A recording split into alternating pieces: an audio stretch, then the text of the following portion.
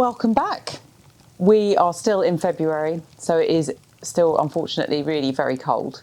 So I'm just going to sit here by the fire, nice cup of tea, and just go through a few things that we are getting on with in this episode. So there's a job we've been meaning to do for quite some time now. There's a couple of beds outside with some old shrubs and bits in that I wanted to get rid of and reduce the size of the beds, which is going to make things a lot easier. However, obviously, then we have the issue of what I'm going to do with the soil.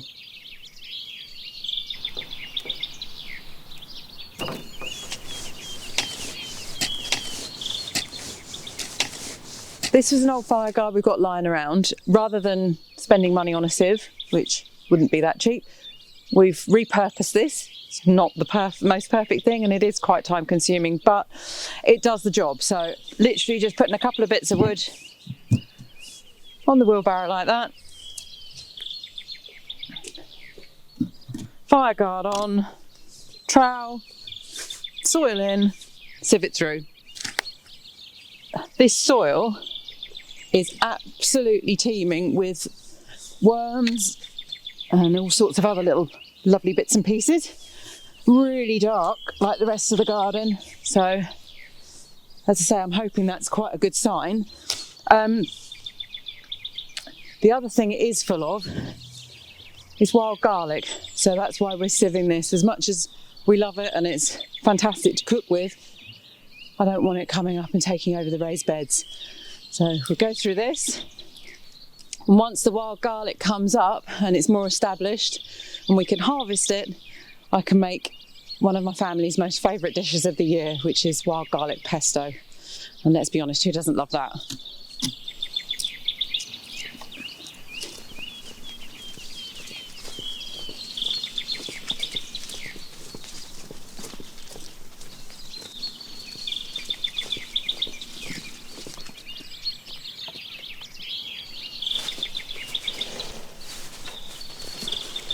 I have made the rookie error of losing all the footage of making these beds. They have cost me absolutely nothing. All this wood was dotted about. I managed to find bits that weren't rotten. I put them together. The soil, as I say, has come from elsewhere in the garden. This bed has cost me nothing to make. In this climate today, we really need to be as frugal and make do as much as we possibly can, and that is very much how I choose to live my life. I would far rather be time rich and money poor than money rich and time poor, because you can't ever get the time back, can you?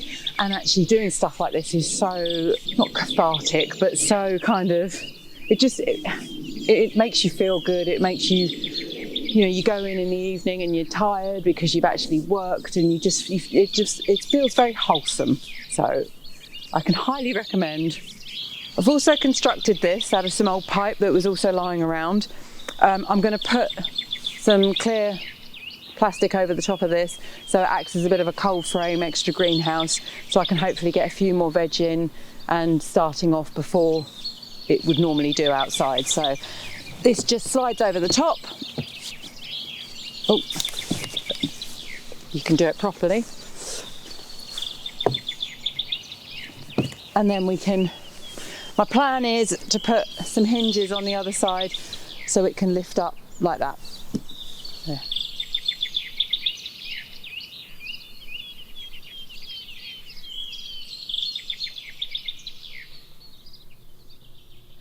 I carried on digging, partly to keep myself warm, and also once I start a job, I really do like to get it finished. So they're all filled and now ready to use, so I'm really, really happy with that.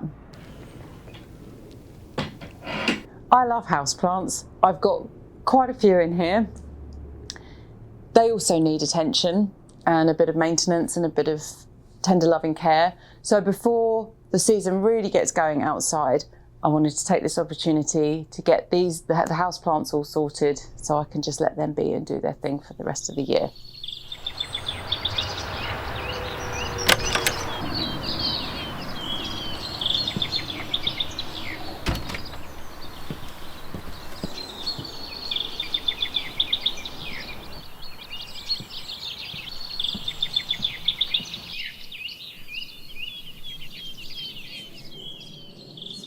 I'm going to start the repotting with the cheese plant. I knew I was making a mistake when I did this last year, or the year before, I can't even remember when I did it. But this pot is going to be an absolute what's it to get out now and to remove from. I'm hoping I might be able to do it without having to untie it all. We'll see. So give myself some space. I'm going to put it in this one this time. Although it's not as pretty for inside, I'm sure I can jazz it up with something. But it obviously needs a bigger pot, and that's obviously making it quite heavy as well. So I'm going to put some soil in the bottom of there.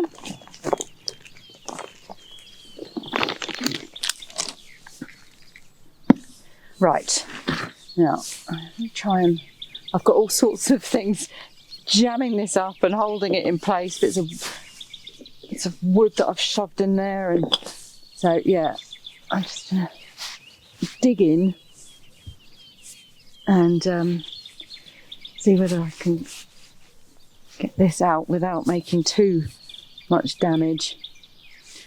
See, actually, and I don't know why, although this is growing really well, really well, where I transplanted it before, the actual soil that I put it in doesn't seem to have amalgamated with the other one, so it's still sort of the original pot size. This is going to make a right mess. Oh well.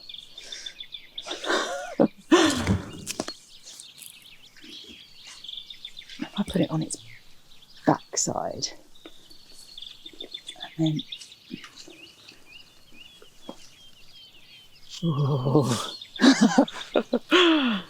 God, don't I look, and I can, a total expert, can't even say it, let alone do it. I think it's actually going to come out without too much trouble, she says.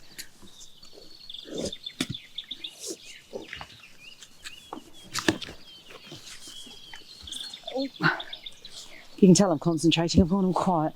Well, no, the roots have grown quite a bit, but not as much as I thought they might. But, right, I know this is probably the worst possible way to do this, and people are going to be screaming at me, but it's my own stupidity. Okay, right, it's out. And now, how will that go in there? Now, see where it's going to sit.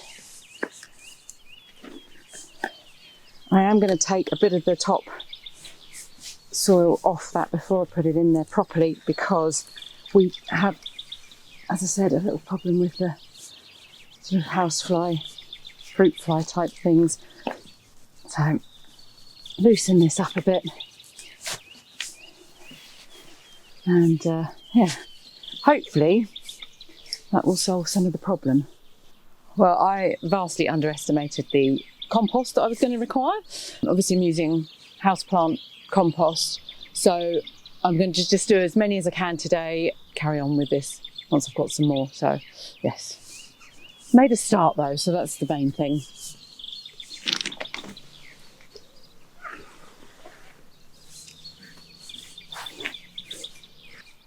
This was given to me for my birthday, along with another plant which sadly I didn't manage to save. I'm normally pretty all right with house plants, so I'm wondering whether they came from B&Q, I think, so I'm wondering whether there's something going on there at the time. Anyway, I'm going to take this out of here. I'm going to get all this soil off and see if there's any chance of saving this, because I love this plant, so if I can save it I will, and then just try and repot it in some fresh compost and see whether that helps. I don't know whether this is going to work at all. These roots do not look particularly healthy. There's lots of larger roots, but they don't seem to be, not holding out much hope, I have to say. But I'm going to put it in a smaller pot, I think. Smaller, do we think? Yeah, hope for the best. But I'm not giving up on it just yet. And then once this is all potted in, I will obviously give it a good water and cut off the definitely dead leaves. So I'll update you as to whether it was successful or not down the line.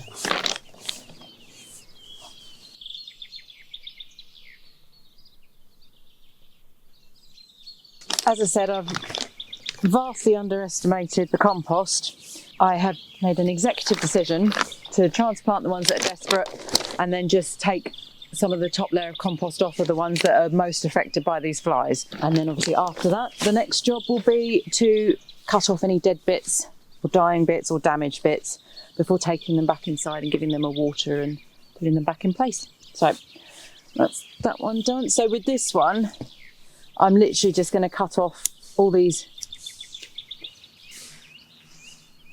So cut that off and then hopefully that will grow, but I've certainly given it more of a chance than it had before. And with the banana plant, I'm just going to cut off all these bits. I think I overwatered it, which I didn't think you could do with banana plants, but very clearly you can. So get this stuff off that's rotting, take it back to healthy bits, and hopefully that will produce some pups this year. Right, this is pretty healthy really, but there's a couple of yellow leaves here, so I'm just going to get rid of them before we take it back inside. Once they start going yellow, they're not going to come back, so it's best to just get rid of them, I think. Right, all done, I think.